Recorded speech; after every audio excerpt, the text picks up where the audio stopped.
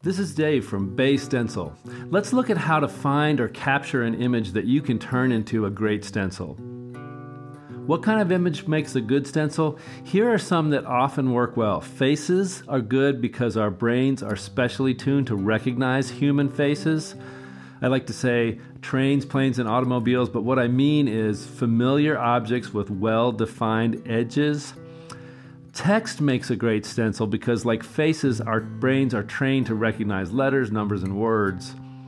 Graphic art, like a logo, is good because it is conceived from the beginning as lines and shapes and doesn't start life as an image with all the distractions. Professionally lighted photos of almost anything, pros instinctively look for the best light to show the features of their subject, and in particular, high contrast black and white photos are good.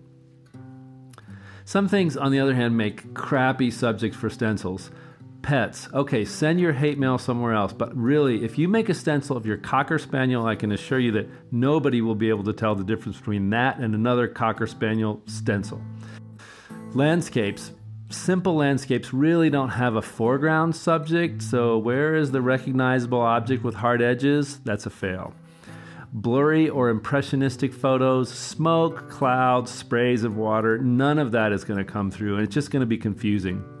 Photos with big gradients in them, like a gradient from very dark to very light, stencils quantize the color, whereas a gradient wants smooth transition.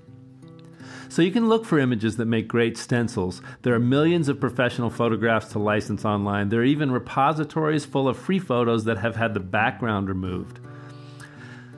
I like to start with my own image. I'm not a professional photographer, but I've made hundreds of stencils, so listen up. When you make your first stencil, choose your subject. Choose a physical foreground object, a person or a thing with surfaces that you can touch. Then find the best light you can. Dramatic lighting is good as long as you can see the features of the subject. Sometimes having a second light source on the side really helps. Natural daylight is also usually okay. As for the direction of the light, you want the light to fall across the subject so that its most important and recognizable and desirable features stand out.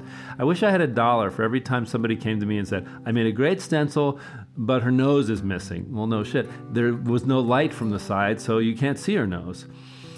Frame your shot so that the background is really simple or contains a non-distracting pattern. In a stencil, you don't want to have objects of interest in the background.